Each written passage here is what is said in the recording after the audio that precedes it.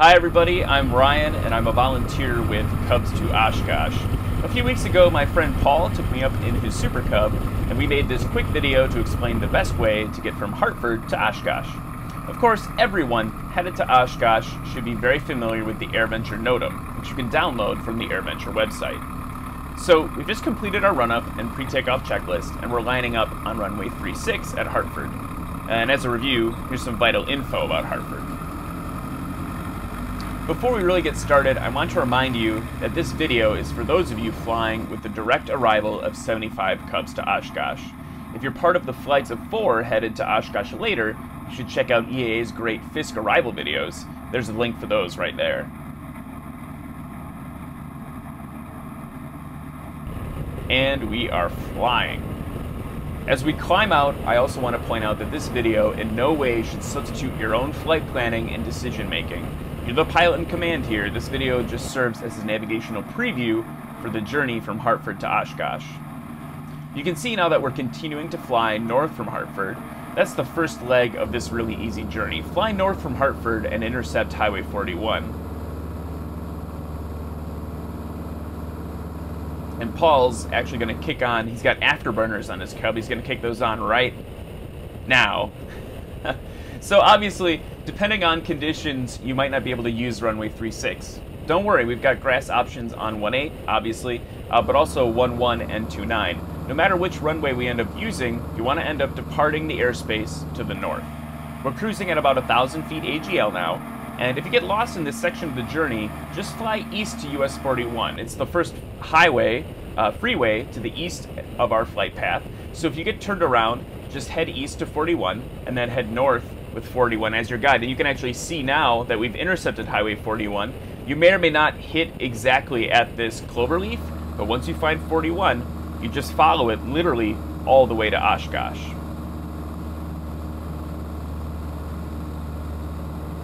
And Paul's just activated the warp drive on his Cub, and very quickly now we're going to come up on the first of 2 emergency landing spots for the trip.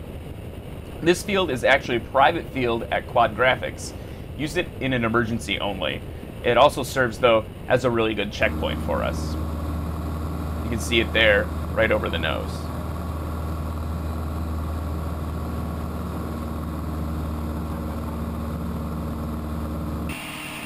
So we're screaming along again.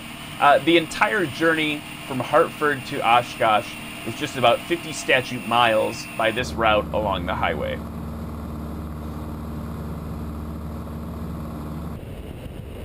We're coming up on Fond du Lac Airport, and that's another great place to land if you're having trouble.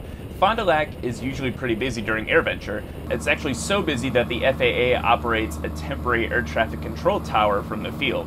Now we'll be flying past Fond du Lac before the tower opens for the day, but just in case, here are the applicable frequencies. For more information, be sure to hit up that Airventure NOTAM you downloaded.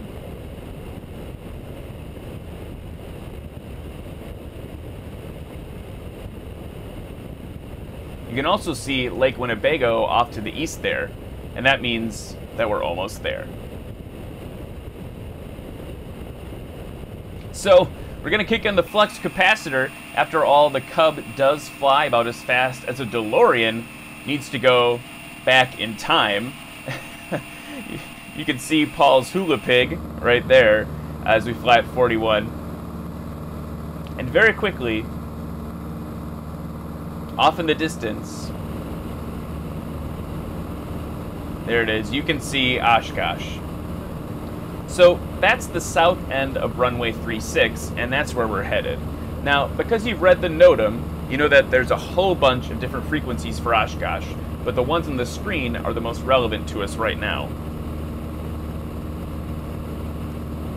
Paul's going to kick in the rocket booster one last time here. And you'll notice that we're lining up on runway 36. Now, through some incredibly hard work by some incredible people, we've got a special grass runway designated just for our arrival. Here's an image of where that strip is. It's just to the west of 36, begins north of the ILS shack, and ends before the ILS antenna. Also, keep in mind that the PAPI for runway 36 will not be displaying proper glide slope information for our little grass strip.